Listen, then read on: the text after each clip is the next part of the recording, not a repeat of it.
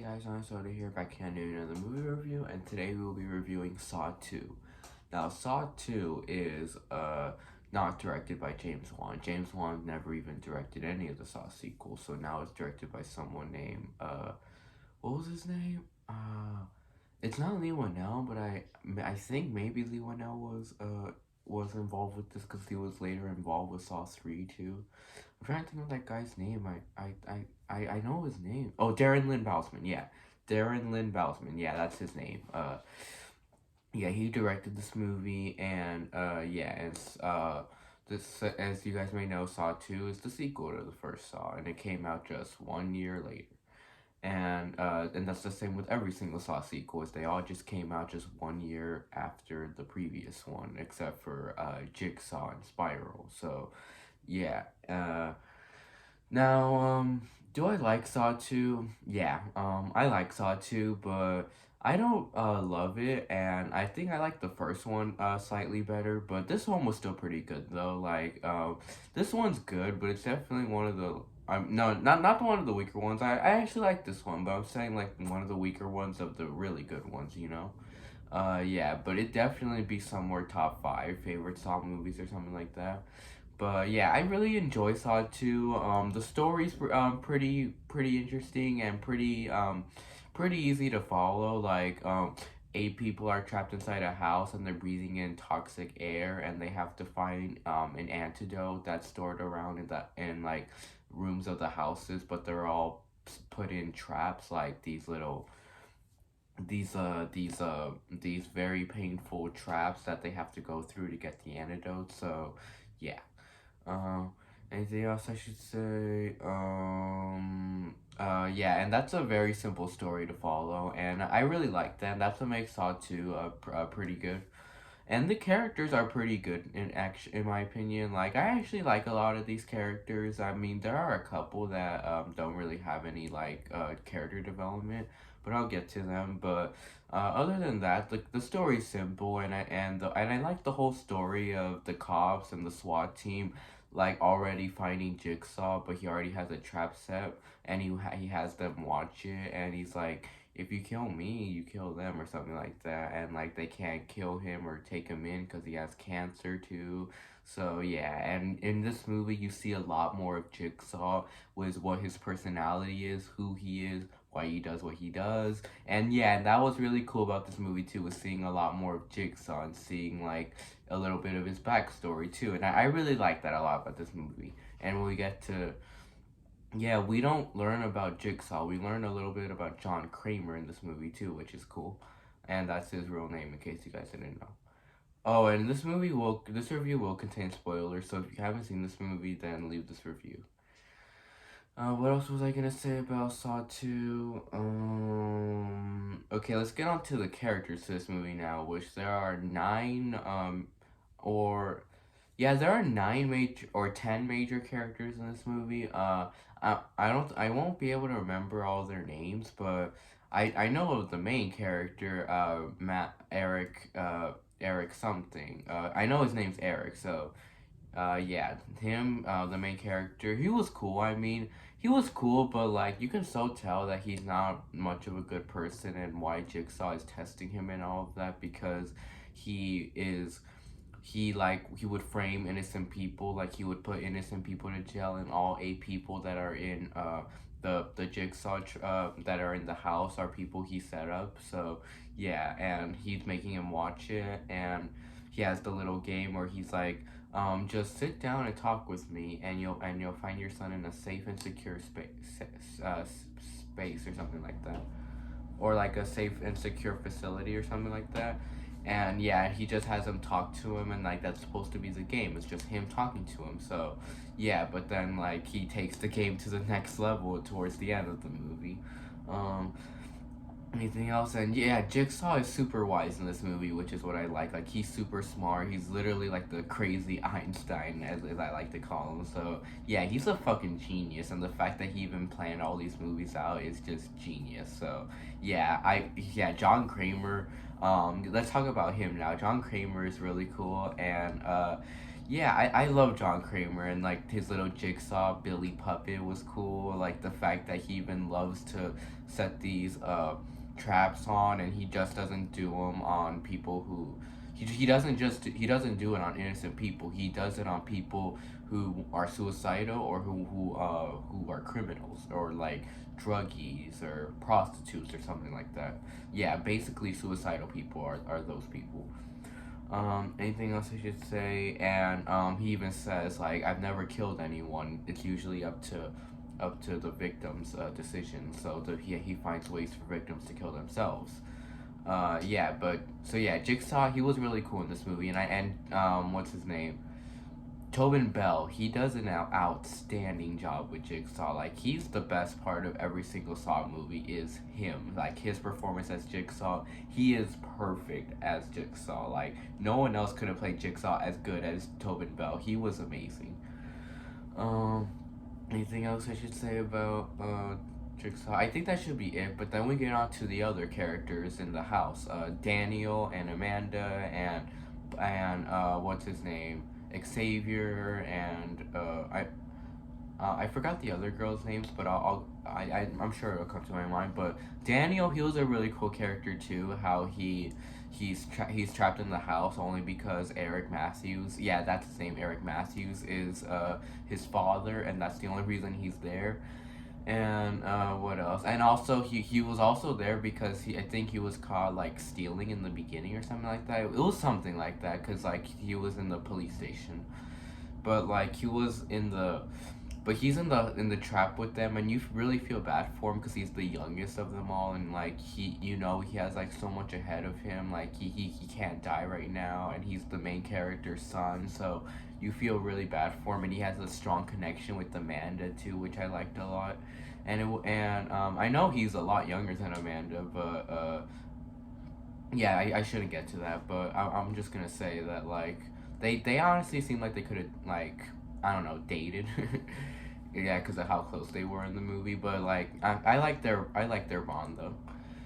So we get on to Amanda now, which I really liked Amanda a lot in this movie. How she's in the jigsaw trap again because she tried to kill herself with the razor, and she has to like go through all these troubles again, and then she feels like strong sympathy for Daniel. She doesn't want anything to happen to him. She's always close to him because he's the youngest, so she really doesn't want anything bad to happen to him. But then, as the ending goes on, you find out like why she was doing this, why she was so close to Daniel, and all of that.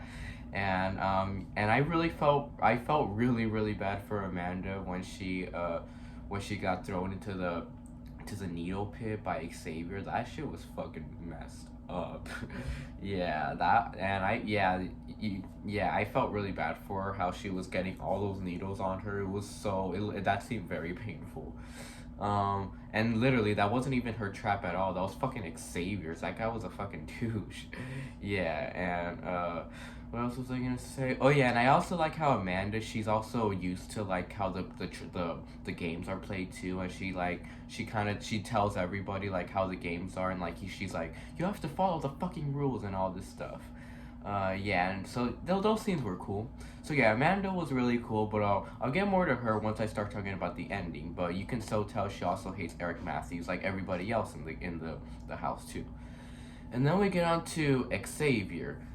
Now, Xavier, he was definitely my least favorite character of this movie because he was just so fucking douchey, and like he was such a bad character. But I can see where he's coming from. Like, he's going crazy in this situation, and like it's always just been him all like for his whole life, and like now that the games are going on, he still thinks of that. It's just me, and like yeah, but he's really passionate to get out of the game. Like, he's the most passionate to leave the house, and that makes him go crazy. And he really wants the fucking antidote. Like, he yells and screams for the antidote. And what else? And yeah, he's just super douchey too. Like when he threw Amanda to the pit, and like what else? And when he literally just he made Avi go inside the trap to get the needle for him. Um, Anything else I should say about Xavier? Oh yeah, and then towards the end when he starts going crazy and when he starts killing the other people, that was super messed up. And it's like, yeah, he has no rights to kill these people, but yeah, he is going crazy. But he shouldn't be going that crazy. He should at least like give them a chance and like just be like, hey, let me see behind your head, and that's it. He didn't have to go like fucking psycho on them to just see the back of their fucking head. So yeah, that part was kind of like stupid to me. Um, yeah, and I think that's enough about Xavier. Now we get on to Avi Tay. Avi Tay was pretty cool, and we even see him like in the next movie in a flashback. And Avi, he was fine. I mean that, but I never got the story as to why he kidnapped Lori or Lauren. I think that's her name. The girl that was most immune to the toxic air and the one that died first, and the one with like the white jacket and the blue shirt.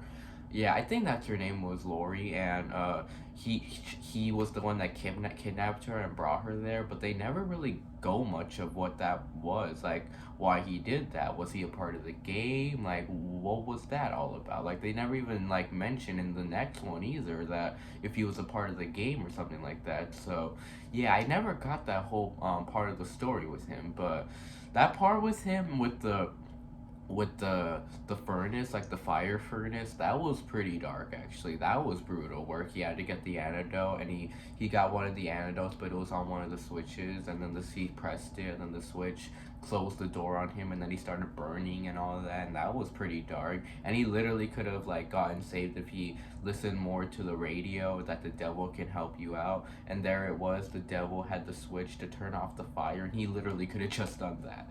Yeah, and so yeah, that's the thing with all these Saw movies, is that literally like you could have definitely seen like their like how they could have saved their lives better and how they could have handled it easier. That's literally the thing with every single Saw movie.